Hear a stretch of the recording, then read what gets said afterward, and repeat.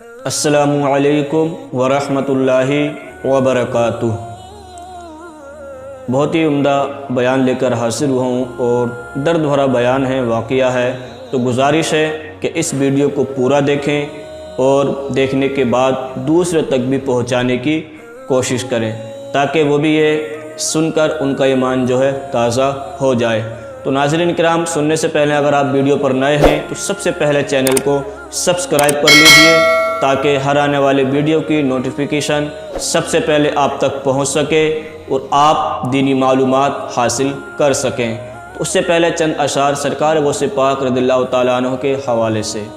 کیا فرماتا شاعر کہ غوث اعظم محمد کا محبوب ہے، غوث اعظم محمد کا محبوب ہے اور غوث اعظم زمانے کا سلطان ہے، اور غوث اعظم کی ہر جا مچی دھوم ہے، غوث اعظم کی ہر جا مچی دھوم ہے، اور غوث اعظم کا گھر گھر میں فیضان ہے، اور سارے ولیوں کی گردن جھکائی گئی، سارے ولیوں کی گردن جھکائی گئی، مہر ان کے قدم کی لگائی گئی، چاہے اوتاد ہو چاہے ابدال ہو، چاہے اوتاد ہو چاہے ابدال ہو، میرے غوث جلی کا مدح خوان ہے۔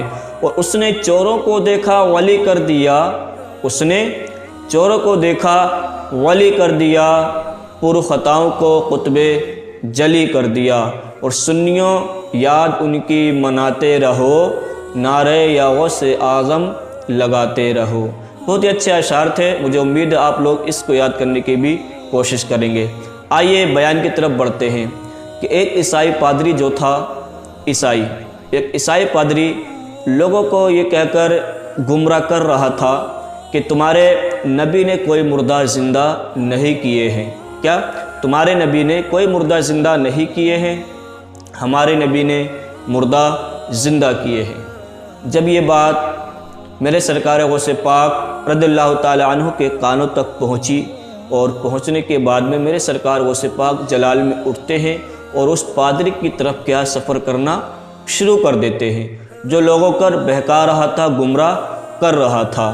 جیسے ہی میرے سرکار غوث پاک رضی اللہ تعالی عنہ اس پادری کی طرف تشریف لے جاتے ہیں اور جانے کے بعد ارشاد فرماتے ہیں کہ اے پادری سنو، تم لوگوں کو کیا کہہ کر گمراہ کر رہے ہو کہ تمہارے نبی نے کوئی مردہ زندہ نہیں کیے، ہمارے نبی نے مردہ زندہ کیے ہیں۔ تو اس پادری نے کہا ہاں ہمارے نبی نے مردہ زندہ کیے، تمہارے نبی نے کوئی مردہ زندہ نہیں کیا۔ تو میرے سرکار غوث پاک رضی اللہ تعالی عنہ جلال میں آتے ہیں اور ارشاد فرماتے ہیں کہ سن، میں نبی تو نہیں ہوں لیکن نبی کا نواسہ ضرور ہوں، اگر میں مردہ زندہ کر کر دکھلا دوں تو کیا تو میرے نانا جان کا کلمہ پڑھ کر مشرف و با اسلام ہو جائے گا؟ اس نے کہا ٹھیک ہے۔ تو میرے سرکار غوث پاک رضی اللہ تعالی عنہ کہتے ہیں چل مجھے کسی قبرستان لے چل۔ اب وہ قبرستان لے جاتا ہے وہ عیسائی پادری، اور ایک ایسی پرانی قبر کے پاس لے جاتا ہے جو سب سے پرانی قبر ہوتی ہے، اور وہاں لے جا کر کھڑا کر دیتا ہے سرکار غوث پاک رضی اللہ تعالی عنہ کو۔ تو میرے سرکار غوث پاک ارشاد فرماتے ہیں اے پادری سن کہ یہ ایک گویے کی قبر ہے، اگر تو کہے کہ یہ گویہ اپنی قبر سے گاتا ہوا اٹھے تو ٹھیک ہے۔ تو اس پادری نے کہا ٹھیک ہے۔ اب میرے سرکار غوث پاک رضی اللہ تعالی عنہ جلال میں آتے ہیں، اور جلال میں آنے کے بعد اپنے پیر سے ٹھوکر مارتے ہیں اس قبر پر، کہتے ہیں قم باذن اللہ، اللہ کے حکم سے اٹھ جا۔ تو وہ گویہ جس حال میں مرا تھا، جس حال میں انتقال کیا تھا، وہ گویہ تھا، تو وہ اپنی قبر سے جو ہے گاتا ہوا اٹھتا ہے۔ یہ کرامت دیکھ کر وہ عیسائی پادری سرکار غوث پاک کے قدموں میں گر جاتا ہے اور نبی کا کلمہ پڑھ کر مشرف و بے اسلام ہو جاتا ہے۔ تو میرے سرکار غوث پاک پھر جلال میں آتے ہیں اور ارشاد فرماتے ہیں پادری سن، اب بتا تیرے نبی افضل ہیں یا سرکار غوث پاک افضل ہیں؟ میں حضرت عیسیٰ علیہ السلام سے مواخذہ نہیں کرتا، میں ان کے مرتبہ ان کے ساتھ میں مواخذہ نہیں کرتا ہوں، مگر سن کہ اگر کوئی میرے نبی کی شان میں گستاخی کرے یا میرے نانا جان کی شان میں کوئی گستاخی کرے تو یہ عبد القادر جو ہے زبان سے بات نہیں کرے گا، پھر لات سے بات کرے گا۔